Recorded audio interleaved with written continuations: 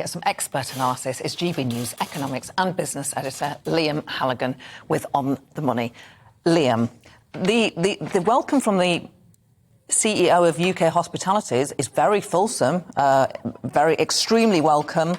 That government has listened to hospitality businesses. It's going to cost a lot, though. It is, but it's right to point out that the amount it will cost depends on what happens to wholesale prices on global markets, particularly Western European markets.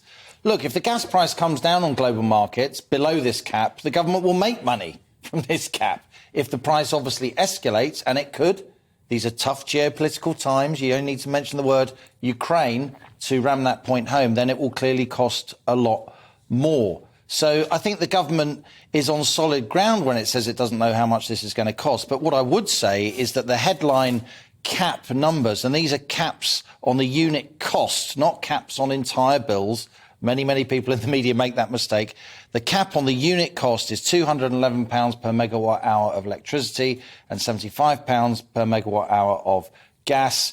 These are at levels about half where we expect prices to be this autumn and winter. So headlines will say that the government is halving total business bills for energy, but it's only for 6 months. Yeah, and at a level that, previously they weren't seeing anyway, so they're still having to find more money. Yeah, we're all going to pay a lot more for our gas and electricity this autumn and winter, firms and households. What about a little bit of positive news? We're seeing the oil price coming down. Brent crude is down. They're saying petrol now down to an average of 165 at the pumps. That's going to ease the inflationary pressure. It absolutely will. But, I mean, is it the fact that Putin has weaponised gas the real problem? That could be the problem about trying to get the wholesale gas price down? Well, let's be clear. We use oil for transport mainly. So when you fill up your car and van on the forecourt, we use gas to generate electricity. And the fact that gas is the fuel you always go to for electricity when you're in a bind, what we call the marginal fuel, then the price of gas dominates the market for electricity, however it's generated, renewable, nuclear or whatever. Yes, of course, Vladimir Putin has made a show of cutting gas through that Nord Stream pipeline to Germany. And, of course, gas prices have escalated. But guess what?